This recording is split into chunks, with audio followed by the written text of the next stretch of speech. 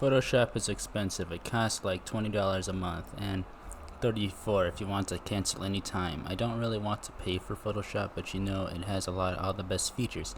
I found some alternative ways, at least to use another product that was not Photoshop and had features that only Photoshop had. That was the Segment Anything website from Meta AI. It is a site that lets you segment anything so that you don't have to use Photoshop to segment stuff. I hope that at least AI art will also people to create thumbnails much easier, but even when I use AI art, I don't seem to be getting views, so it seems that there is something that I'm missing.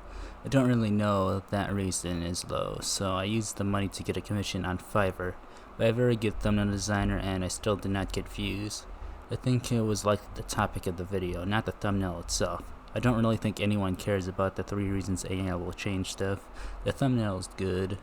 Anyway, that is all for today. I think there is an art of making thumbnails that I'm not getting along with the fact that I think I just have to get my videos longer or something like that. I could also just follow a trend.